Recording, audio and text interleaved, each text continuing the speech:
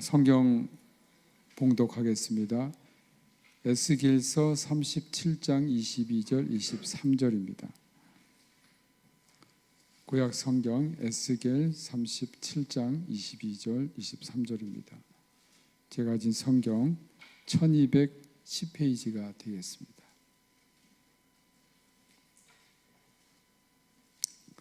한 절씩 교독하겠습니다. 제가 22절 읽겠습니다. 그 땅 이스라엘 모든 산에서 그들의 한 나라를 이루어서 한 임금이 모두 다스리게 하리니 그들이 다시는 두 민족이 되지 아니하며 두 나라로 나누이지 아니할지라.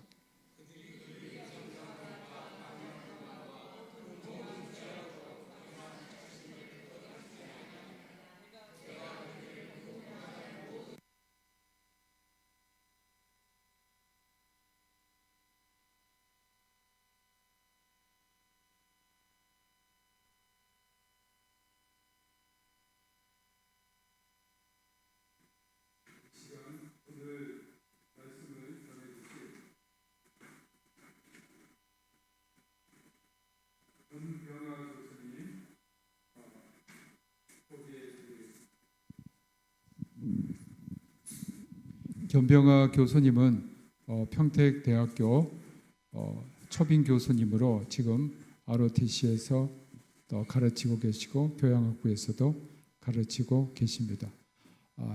해군 사관학교를 졸업하시고 해군에 가지 않으시고 귀신 잡는 해병에 들어가셔서 해병대 장성으로 전역을 하셨고 지금은 학교에서 젊은이들에게 국가 안보에 대해서 또 ROTC 후보생들에게 가르치고 계십니다.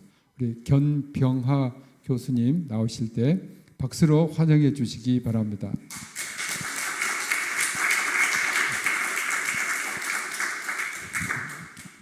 네, 반갑습니다.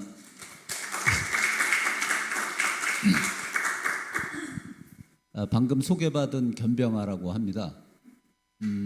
오늘 이렇게 우리 평택대학교 교회에 초청해 주신 목사님 그리고 부목사님, 우리 이제 입사 동기자 임상순 교수님, 조정묵 장로님 그 전에도 뵙고 저기 임광민 교수님도 계시네요.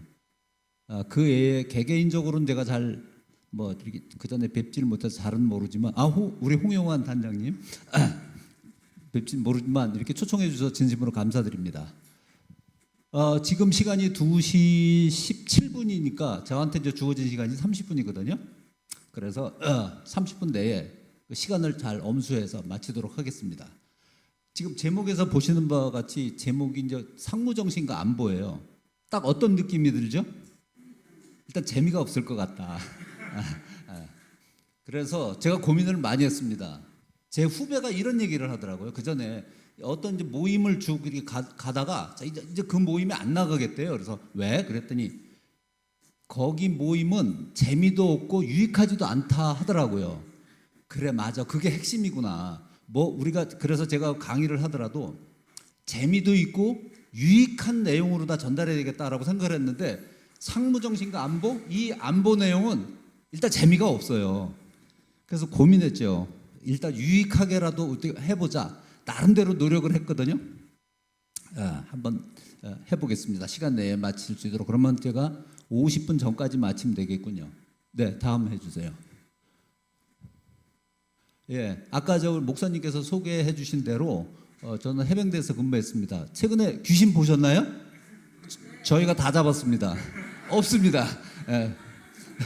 그래서 해병대에서 근무했고 제가 해병대 부사령관까지 마치고 전역을 했습니다. 10년 전에 전역을 했어요. 다음. 자, 이렇게 오늘 그 소개해드릴 내용은 저런 내용들입니다.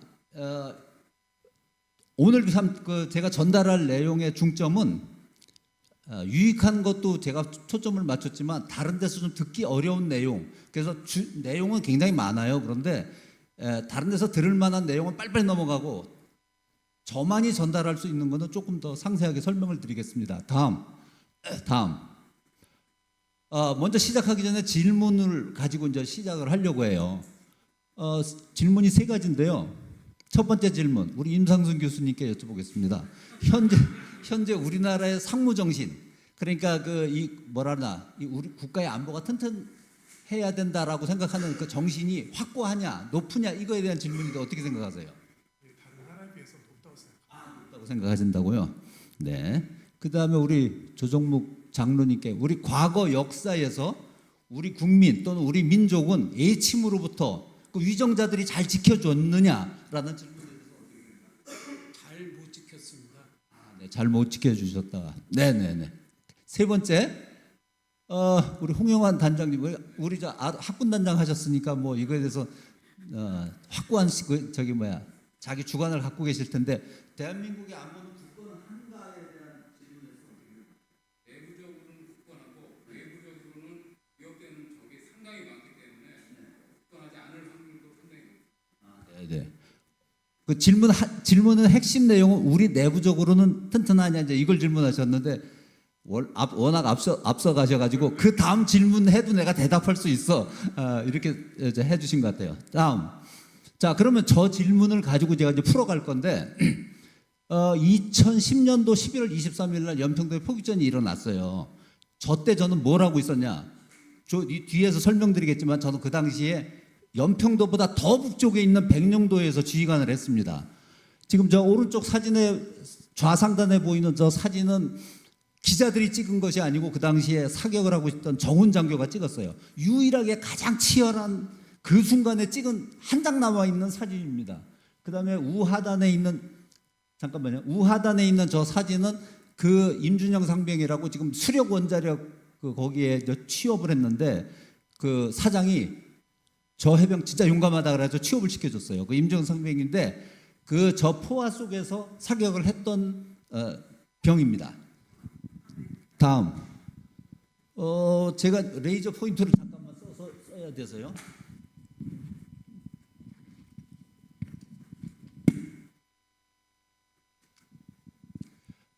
지금 이 지도는요. 지금 아까 이제 연평도가 여기 있습니다. 그러니까 여기에서 연평도에서 사격을 왼쪽으로 이렇게 이 바다 쪽으로 다 했는데 이 북한이 여기 개머리라는 곳에서 연평도로 다 사격을 했거든요. 저는 이 세 개 섬을 지키는 지휘관이었어요. 그 당시에 저희도 사격을 하고 있었어요. 이 서쪽으로. 그러니까 그 포탄이 저희한테도 떨어질 수 있었거든요. 그런데 제가 막 사격을 하고 있는데 저희는 오히려 사격을 더 많이 했어요. 저희는 오전 오후 사격을 했고 연평도는 오후 2시부터 사격을 했어요. 근데 사격을 한 30분 정도 하고 있는데 갑자기 부하가 쫓아가지고 저 연평도에 포가 떨어진답니다. 이래가지고 걔네들이 잘못 사격을 해가지고 자기 섬 내부로 다 떨어지나? 잠시 그런 생각을 했어요. 북한이 우리한테 직접 포탄을 쏜다는 생각은 1%도 안 해봤죠. 그래가지고 잠시 멘붕이 왔다가 오케이 철수하자, 사격 중지 하고서 이제 철수를 했단 말이에요. 이 지도가 의미가 있는 게 그 한국 휴전협정에 보면은 우리나라 휴전선은 여기서 임진강에서 끝이 났어요. 지금 여기 선은 이렇게 그어져 있지만 이건 사실은 정확한 건 아니고 이거 잘못 그린 거예요. 여기 강화, 김포, 강화, 교동도 이 전방의 강은 한강 중립구역이라 그래가지고 53년도에 휴전협정을 체결할 때는 거기는 누구나 갈 수 있는 구역이었어요. 한강 중립구역이었어요. 휴전선이 없어요.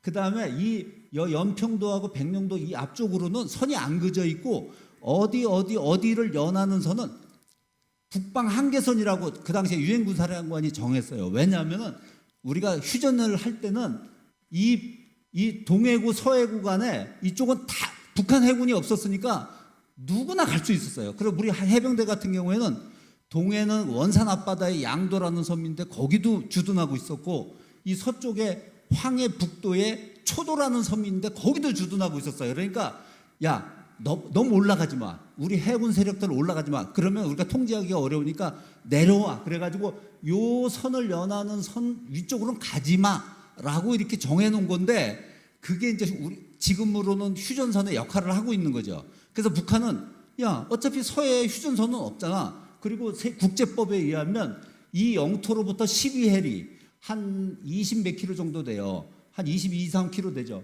여기는 자기네 영토잖아. 그러니까 여기는 우리 바다야. 이 섬이 너희들 것인 거는 인정하는데 너희들이 다닐 때는 인천서 요리 들어왔다 나가고 요리 들어왔다 나가고 이렇게만 해. 여기다가 포를 쏘는 거는 우리 수역에다 포를 쏘는 거와 같아 해가지고 그렇게 이제 억지 주장을 한 거예요. 그래서 이제 그 당시에 그 일이 일어난 거거든요. 다음, 이건 그 당시 제가 그 당시에 이제 바로 그날인지는 확실히 모르겠어요. 이 사진에 제가 날짜를 정확하게 기억은 못하는데 그 당시에 제가 사격을 하고 있을 때고 이것도 사격을 할 때고 제가 연평도 포격전이 끝나고 나서 이틀 후에 그 해병대 사령부에다 요청을 해가지고 헬기를 좀 보내달라. 연평도에 내가 가서 봐야 되겠다. 진짜 거의 전쟁이 났는데 그 상황을 보고 내가 어떻게 대비해야 될지 판단을 할 수 있게 사령관님한테 이제 헬기를 보내달라 해서 헬기를 타고 아까 그 기억나시죠? 백령도에서 연평도까지 헬기를 타고 가서 현장에 갔는데 이 해병대 사령관 했던 그 당시 이제 부대장이죠. 대령. 얘가 이제 그 설명을 해주는 거예요. 보니까 이 지붕을 뚫고 막 이쪽으로 떨어져 있고 막 뭐 건물이 박살이 나고 그 당시에 4명이 사망하고 13명이 부상을 입었거든요. 큰 피해였죠. 제가 이틀 후에 도착했는데도 산에는 연기가 모락모락 피고 있었어요. 막 포탄이 떨어져 가지고. 근데 여기서 이제 지금부터 제가 드리는 말씀은 그 당시에 이제 어떤 일이 있었냐? 일단은요, 저런 일이 벌어지고 나니까 유언비어가 돌기 시작해요. 유언비의 내용은 제가 세세하게 다 말씀드리지 않겠지만 말도 안 되는 소리죠. 요즘으로 치면 가짜 뉴스들 돌아다녀요. 그 다음에 기자가 이제 들어와요. 그때부터 기자가 들어와서 취재를 하는데 좋은 뉴스를 내겠어요? 나쁜 뉴스를 내겠어요? 다 대비가 잘 돼 있다. 걱정하지 말아라. 이런 걸 내겠어요? 아니에요. 와서 말도 황당한 뉴스를 막 내기 시작하는 거예요. 뭐 심지어 어떤 일이 있었냐면 한 가지 사례만 말씀드리면 그 해군 부대가 하나 있었는데 거기 이제 저런 일이 벌어지니까 군 가족들이 당연히 좀 나가려고 할 거 아니에요, 육지로. 뭐 그때 주민들은 뭐 뿔뿔이 자기 배 타고 막 나가고 이럴 때니까 그랬는데 그거를 군인들이 단체로다가 주민들보다 먼저 빠져나가려고 단체표를 끊었다. 뭐 이런 식으로 해가지고서 막 신문에 내고 이러는 거예요. 그래서 제가 지금 내가 생각해 보면 우리나라도 만약에 위기 상황이나 전쟁이 나게 되면 이런 것들이 또 반복되겠구나. 유언비어도 돌고 그 다음에 언론에서도 그런 걸 불안을 조장하거나 이럴 가능성이 좀 있겠구나. 그 다음에 그 연평도에 있는 주민들은 그 당시에 어떻게 했죠? 국가에서 막 그 사람들 대피한 사람들을 잘 보호해 줬나요? 그 사람들이 어디로 갔냐면 찜질방에 갔어요. 그 개인 찜질방에서 그 사장이 다 한 달 동안 그 사람들을 보호했어요. 지금 그 찜질방은 어떻게 되는지 알아요? 망했어요. 파산했어요. 그 국가에서 해준 것보다도 국가에서 나중에 김포에 있는 아파트 지은 데다 보내줬죠. 한 달 후에. 근데 가장 주민들이 진짜 가 있을 곳 없는 그 불안한 상황에서 그 보호를 해줬어요. 개인이. 이따가 제가 설명드리겠지만 우리 국민들은 위기에 되게 강하고 위기에 서로 서로를 잘 돕는다 하는 것들을 알 수 있습니다. 또 그 다음에 저 포를 쏜 날 저는요 그 지휘관을 하면서 그 이후에 뭐 어떤 일이 벌어졌냐, 대한민국에 껌 좀 씹는다 하는 사람들 다 들어왔어요. 전 국무총리, 국회의원들은 뭐 수시로 들어오고, 그 다음에 국방부 장관, 그 다음에 각 뭐 육해공군에 좀 높다는 사람들, 뭐 참모총장들, 왜 들어왔겠어요 그 사람들이? 그것도 있지만 지금 이제 연평도 뭐 백령도 이런데 막 위급하다고 북한이 좀 막 공격한다고 그러니까 나도 백령도 가봐서 아는데 그건 뭐 이래 이렇게 한마디 해야 되잖아. 그러니까 저는 제 일을 할 수가 없어요. 하도 손님들이 많이 들어와서 국정원장도 들어오고 국방부 장관 들어오고 뭐 그거 준비해야 되잖아요. 요게 이제 그 대한민국의 현실이에요. 그 다음에 하여튼 뭐 저희들 이제 저는 그날서부터 제가 그 숙소가 어디 있냐면 바깥에 있어요. 그래서 그날부터 잘 때 제 머리맡에다가 진짜 권총 놓고 잤어요. 권총 가지고 실탄을 장전을 하지는 않았지만 유사시에 저를 지켜줄 사람이 없더라고요. 북한은 뭐 금방 온다는데 그때 제 생각엔 진짜 전쟁 나겠구나. 나 여기서 이거 제대로 작전 못하고 만약에 어리벙벙하게 좀 이게 뭐라나 국가 이거는 평가는 그 당시에 받는 게 아니잖아요. 이게 작전이나 상황이 끝나고 나서 평가받는 거잖아요. 나게 잘못하면 군법 회의 넘어가 있구나. 교도소 갈 수도 있는 상황이었어요. 물론 잘하면 뭐 훈장도 받고 하겠지만 그 당시에는 이게 그러니까 훈장 받고 뭐 이러기는 어려워요. 처벌 안 받으면 다행이야. 왜? 그런 긴박한 상황에서 우리가 그 당시에 연평도에서 18분 만에 응사를 했음에도 불구하고 엄청나게 언론의 공격을 받았잖아요. 국민들이 엄청나게 지탄을 했잖아요. 그 언론에서 쓸 때도 잘했다가 아니고 연합사에 있는 미군은 그 연합사 사령관은 정말 잘했다라고 이렇게 평가를 했어요. 그 북한의 포탄이 쏟아지는데 저렇게 아까 그 불길을 해치고 18분 만에 응사를 했다는 건 잘했다 그랬는데 언론에서는 매일같이 쏟아지는 것이 지체했다, 늦었다, 그 다음에 늑장 대응 뭐 하다 헤드라인이 뭐 그런 식으로 계속 나갔어요. 다음 자 안보란 저건 제가 이제 그린 거거든요. 안보란 뭐냐? 한마디로 설명해서 저거와 같습니다. 지금이 이제 여름이다 보니까 여러분들 감기 몸살 잘 안 걸려서 실감이 나지 않을 텐데 만약에 지금이 겨울이라면 이 그림을 보면 실감 나죠. 콧물 질질 나고 열 나고 뭐 두통 있고 휴지 막 있고 따뜻한 차 마시고 어떤 때 저러냐? 병균에 노출되고요. 비위생적이고 그다음에 나쁜 습관이 있고 그다음에 게으를 때. 근데 저 저울이 다시 오른쪽이 내려갈 때는 어떠냐? 좋은 음식과 따뜻한 옷, 깨끗한 물, 그다음에 위생, 그다음에 예방 주사, 운동 이런 것들이 있을 때는 건강해지겠죠. 이거는 제가 이렇게 굳이 비교한다면 이거는 국가의 그러니까 경제, 이거는 애교, 이거는 보건복지, 이거는 치안, 이거는 사법, 그다음에 이거는 국방이라고 저는 생각해요. 그래서 골고루 모든 것들이 강해야 사람이 튼튼해질 수 있단 말이죠. 이겨낼 수 있다는 말이죠. 다음 옛날에 우리나라를 비롯해서 지금은 그러니까 국가가 튼튼하기 위해서는 잘 살고 군대가 강해야 돼요. 우리나라는 어느 정도 이루었어. 1970년대 그 박정희 대통령이 있을 때 신문에 나오는 건 매일 부르짖는 구호가 부국 강병이었어요. 중국도 지금 부국과 강병이 됐기 때문에 지금은 강조하지 않지만 얼마 전까지 여기 지금 나와 있지만 중국의 엘리트 머릿속에는 전부 다 부국 강병밖에 없었다는 거예요. 모든 나라들이 어느 정도 경제가 성장하고 강한 군대를 갖기 전까지는 목표가 저거예요. 부국 강병이에요.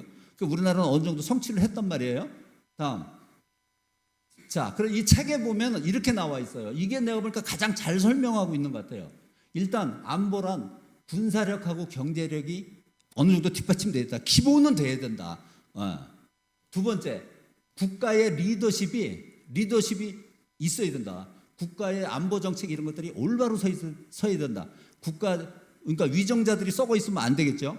세 번째, 국민 정신, 국민의 안보 의식이 투철해야 돼. 아까 우리 임상순 교수님께 제가 여쭤본 바와 같이 우리가 상무 정신이 투철해야 된다는 거죠. 그 다음에 요거까지는 곱하기예요. 그 다음에 동맹의 지원. 너한테 도와줄 수 있는 친구, 동맹이 있으면 플러스 요소야. 네, 그것까지도 이해되죠. 그 다음에 내적 취약성. 국가가 분열되고 서로 서로 헐떡고 이렇게 하게 되면은 취약성이 있으면 마이너스 요소예요. 이것도 이해되죠. 이것도 저는 한마디로 잘 설명하고 있다고 생각해요. 다음. 자, 대한민국의 지리적 환경. 대한민국은 어떤 환경에 지금 있냐면요. 미네소타 대학의 탄이사 파잘 교수라는 사람이 이런 얘기를 했어요.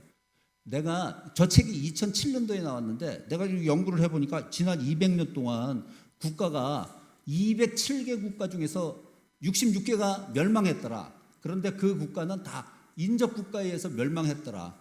에? 그럼 우리나라는 어때요? 우리나라 주변을 둘러싼 국가들은 어때요? 강한 국가죠. 그 다음에 어때요? 되게 신사적이에요. 중국, 러시아, 일본 이런 나라 신사적이에요? 신사적이지 않아. 되게 불량배 같은 나라들이 어떻게 보면 힘만 세고 막 신사적이지 않아. 그런 틈바구니에 살고 있어요. 지리적인 특성. 우리는 옛날 조선시대까지는 대륙국가였어요. 막 고구려, 발해 이런 때는 대륙국가였어요. 그러다가 이제 서서히 이제 해양국가 쪽으로 다시 방향을 틀었죠. 그래서 어느 나라를 선택해야 되냐 하는 딜레마에 빠져 있고 지형의 70%가 산악이라는 거 다 알고 계시잖아요. 그리고 우리는 병력 이게 전쟁을 할 수 있게 쉽게 움직이기가 어려워요. 산이 많아서. 그다음에 옛날에는 농경지가 부족하다 보니까 부자일 수가 없었어요. 가난했어요. 삼면이 바다인 점은 굉장히 장점이죠. 전 세계에 바다를 둘러싸고 있지 않는 나라가 44개 국가가 있다고 그래요. 대부분 가난해요. 자세히 살펴보세요. 그 영어로 랜드락 컨트리라고 그러는데 대부분 가난해요. 부자인 나라가 예외 제가 그 채찌피티에 물어보니까 스위스, 오스트리아, 리텐슈타인, 그다음에 룩셈부르크는 바다를 조금 접하고 있지만 내륙국으로 봤을 때 그 나라를 제외하고는 다 못 산대요. 우리나라는 바다를 접하고 있는 건 그나마 다행인 요소죠. 다음, 요거는 복잡하니까 생략하겠습니다. 다음, 우리나라가 있어요.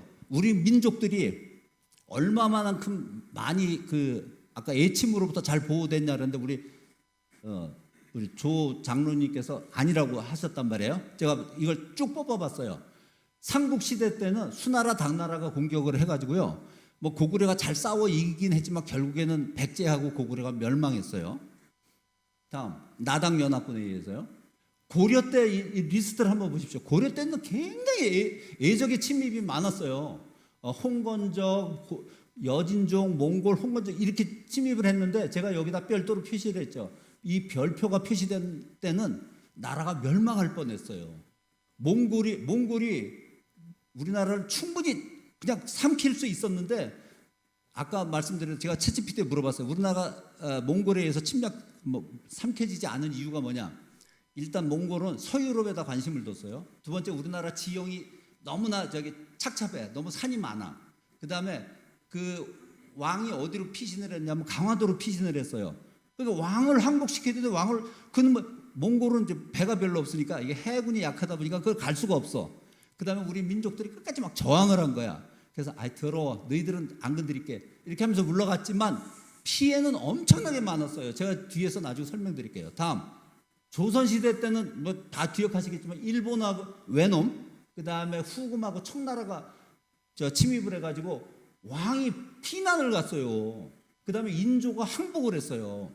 일본 사람들은 이 전쟁을 할 때 왕이 도망을 가는 이거는 이해를 못하는 거야.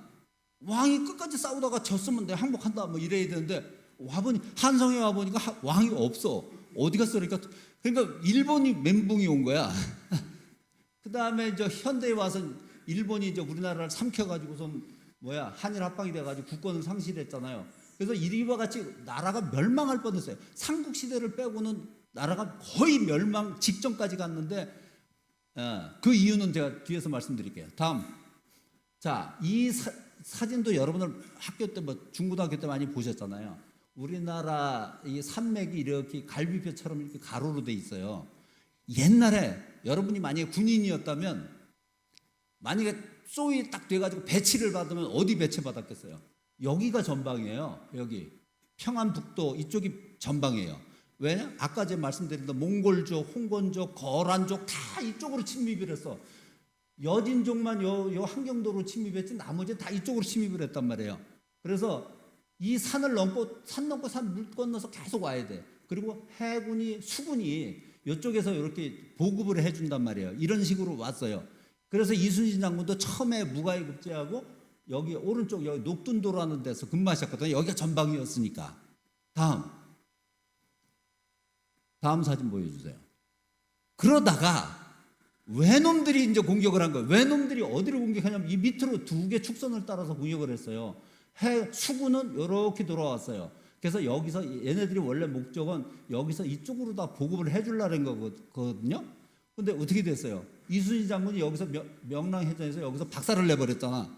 그러니까 얘네들이 보급을 받아가지고 원래는 우리 조선에 왔을 때 현지에서 보급을 받으려고 했어요. 그 주민들 걸 착취해가지고 와보니까 조선이 너무 가난해서 뺏어 먹을 게 없어. 그래서 이제 배로다가 싣고 와야 되는데 여기 이순신 장군이라는 걸출한 우리 위인이 있다 보니까 여기서 깨져가지고선 더 이상 전쟁을 수행할 수가 없었어요. 그러다가 나중에 이제 도요토미 히데요시가 죽으면서 철수를 할 수밖에 없었죠. 이게 이제 이순신 장군이 그 훌륭하고 우리가 그 뭐라나 영웅으로 다 모신 이유가 그거죠. 다음.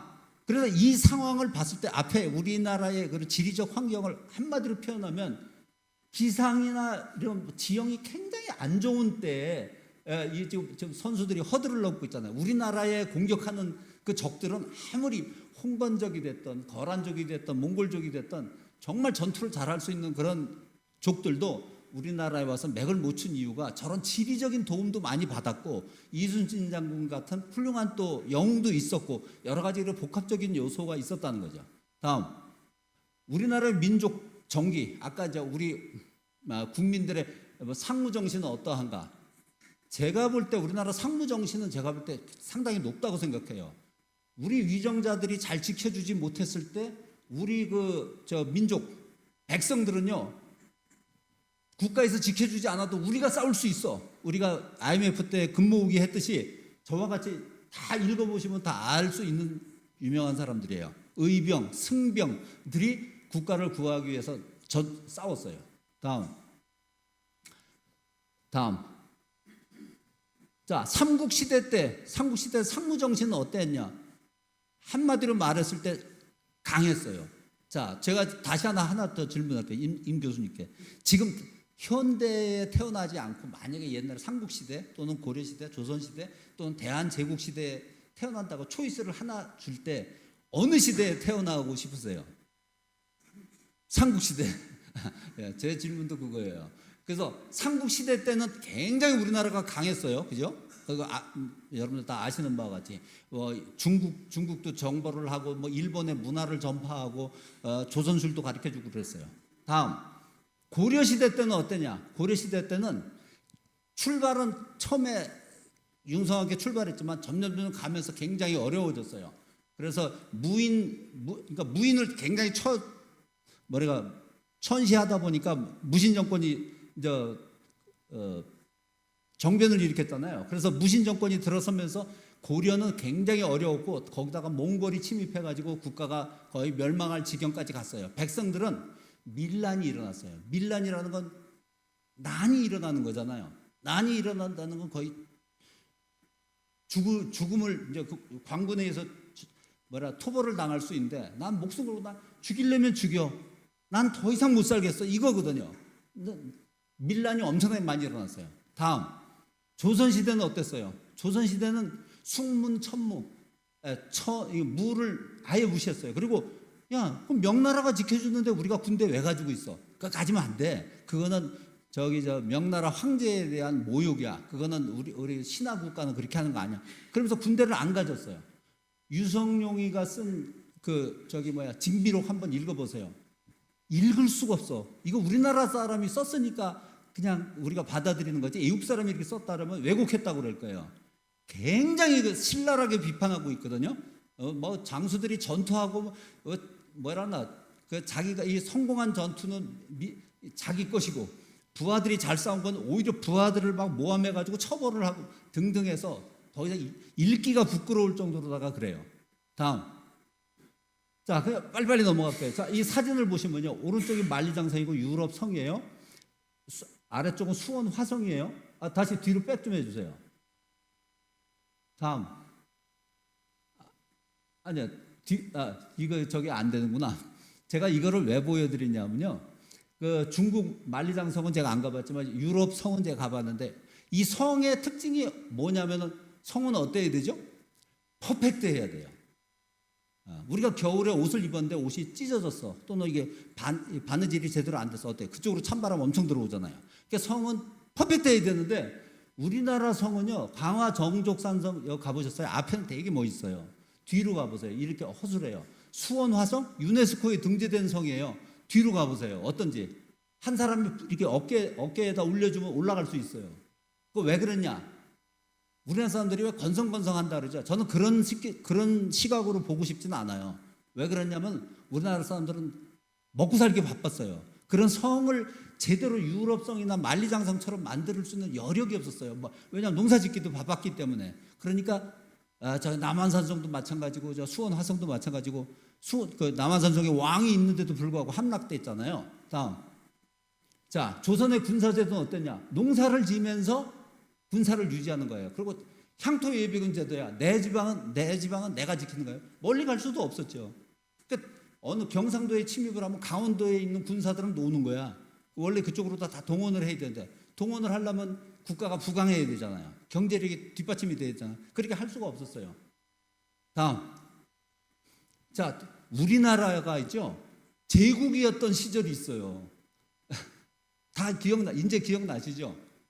로마 제국, 일본도 제국이 대일본 제국이라 그랬어요. 중국도 어떻게 보면 황제가 있었으니까 제국이에요.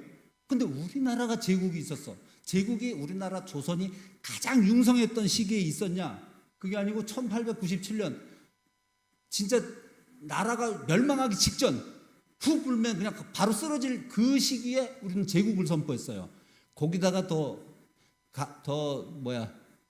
설상가상은 중립을 선언해서 1904년도에 중립이라는 거는 내 나라 내가 지킬 수 있고 다른 나라의 도움 없이도 내가 지킬 수 있어야지 중립을 선포하는 건데 이때 한 거예요. 그러니까 저건 뭐예요? 국제 정세에 굉장히 무지했고 분위기 파악을 못했다고 볼 수 있는 거죠. 왜? 그러니까 전하 지금부터 폐하로가 되시면 됩니다. 제국이 됐습니다. 대한제국이 옵니다. 이제 뭐 왕비도 아니고 이제 황후이옵니다. 막 그러면서 그래? 너무 훌륭하다 야. 그러면서 칭찬해주고 했겠죠. 저 때는 나라가 멸망하기 직전이었어요. 저 때는 저렇게 해서는 안 되는 때거든요. 다음 6.25 때는요. 6.25 때도 잘 싸웠나요? 잘 싸우지는 다고 보기는 어려워요.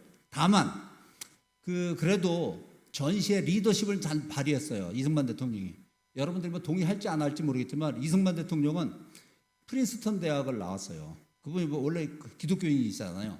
프린스턴 대학을 나왔는데 그분의 지도 교수가 누구였어요? 윌슨 대통령이었어요. 윌슨 대통령은 이미 대통령 끝나고 물론 퇴직해서 쉬고 계셨지만 이승만 대통령이 전쟁을 하면서 맨날 타이프로다가 교수님 안녕하세요. 지금 한국이 어려워요. 저 군대 좀 더 보내주세요. 막 이랬단 말이에요. 그러니까 메가더 별을 5개 달은 곧 자기는 대통령 하겠다고 생각하는 야망이 큰 그런 지도자인데 한국에 와서 딱 보니까 한국에 아주 이제 이름 없는 나라의 대통령이 지도 교수가 윌슨 대통령이네. 그리고 제야 인사한테 맨날 타이프 보내고 요즘으로 치면 이메일 보내는 거죠.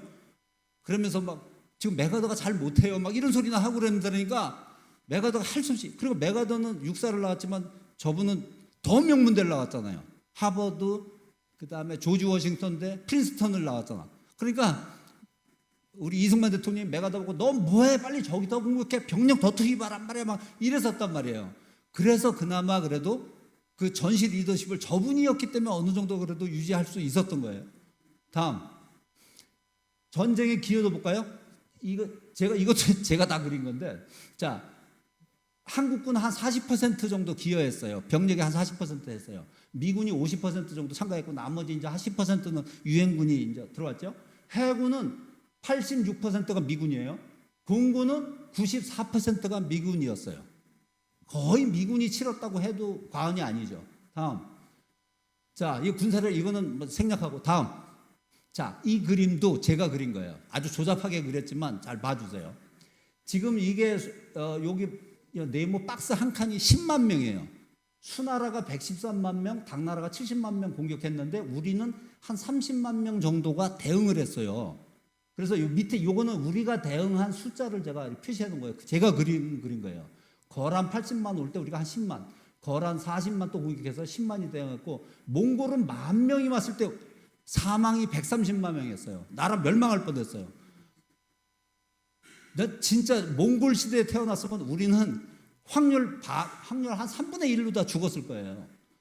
그 다음에 외나라 그 다음에 후금 청나라 공격했죠. 그래서 이 좀 굵게 그린 선은 제가 생각할 때 우리나라의 국군이라고 생각해요. 자, 삼국 시대에는 그래도 비교적 높다가 차츰 낮아지다가 일제 합병되면서 완전히 없어졌다가 그 다음서부터 다시 이제 막 올라가기 시작했어요. 여기 인구도 제가 표시해 놨는데 삼국 시대는 400만 명이고 고려 시대 780만 명에다 몽골이 침입해가지고 650만 명으로다가 130만 명이 줄었어요. 그 다음에 조선 초기에 한 730만 명이다. 조선 말에 1200만 명, 그 다음에 일제시대 막 시작할 때 한 2000만 명 됐어요. 그러니까 저 일제를 미워하는 게 아니고 어쨌거나 저 데이터로만 보면 일제시대가 막 시작될 때 인구가 폭발적으로 늘어났어요. 다음. 그러니까 저거를 봤을 때 나는 뭐 고려시대 태어났으면 차라리 좋았을 것을 뭐 조선시대 이건 아닌 것 같아요. 다음. 현재 안보 상황은 사람들이 이렇게 생각하고 있어요. 지금 한 1, 2분 남았거든요. 자, 뒤로 넘어가 주세요. 시간을 준수하는 게 더 좋은. 뒤로.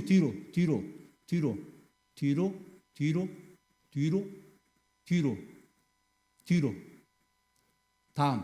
이건 질문을 제가 다시 한 거고요. 우리나라 그 군사력 순위가 세계 5위 정도 됩니다. 근데 이것을 뭐 믿을 필요는 없어요. 이것은 사설기관에서 데이터를 낸 거라서. 다음. 대한민국 안보태세? 대한민국 안보태세는 튼튼합니다. 튼튼한데 왜 튼튼하냐? 제가 연합사에 근무했거든요. 미군들하고 같이 근무했거든요. 해보니까 미군들은 쉽게 얘기하면 대치동의 1타 강사야. 1타 강사하고 같이 근무를 하니까 내가 똑똑해질 수밖에 없어. 왜? 얘네들은 세계 각국의 전쟁 다 하면서 다녔기 때문에 야 이럴 때는 어떻게 해야 되냐면 다 알려줘. 에? 다음. 이거 이제 미국이 이제 우리한테 계속 이제 보호자 역할을 잘해주고 있다는 내용이고요. 다음. 이것도 마찬가지요. 우리 전 세계에서 우리나라의 위상이 꽤 높잖아요. 그러니까 전 세계에서도 우리가 대북 제재라든지 그 다음에 뭐 이렇게 중국과 러시아 이런 거에 대응하는데 협조를 구할 수 있죠. 다음. 자, 우리가 가져야 될 자세, 현 안보 상황을 정확하게 인식하고요. 우리가 자신의 역할에 충실해야 되고 이렇게 가짜 뉴스나 이런 데 휘둘리지 않아야 되고 저해하는 거에 대해서는 강력하게 나름대로 이렇게 어떤 자기의 주관을 가져야 되고 노블리스 오블리제. 그러니까 우리 교회에서는 우리 학군단 훈련 가고 그러면 막 위문가식으로 그러잖아요. 전 노블리스 오블리제의 일부라고 생각해요. 간접적으로 그런 이 무에 대해서 존중해주고 지원해주고 하는 거에서 늘 감사하게 생각합니다. 네, 뭐 더 있지만 시간을 맞추는 것이 더 중요하기 때문에 이것으로 마치겠습니다. 오늘 불러주셔가지고 너무 감사하고요. 예, 우리 국가 안보를 위해서 같이 함께 노력해 갑시다. 너무 감사합니다. 네. 예수 그리스도의 은혜와 아버지 하나님의 크신 사랑하심과 성령님의 감화 감동하심이 이 나라와 이 민족을 위해서 목숨을 바친 앞에 가시 많은 숭고한 우리 조상들, 귀한 젊은이들, 그들의 가족과 지금도 불철주야로 국토 방위에 여념이 없음 우리 많은 국군 장병들, 그들의 가족 위에 우리 평택대학교회와 피어성 기념학원 평택대학교 그리고 지금도 주님의 복음을 전 세계에 전하는 사랑하는 주님의 귀한 선교사들에게 북한에서 고난당하는 우리 믿음의 형제 자매들에게 지금부터 영원토록 함께하기를 축원하옵나이다. 아멘.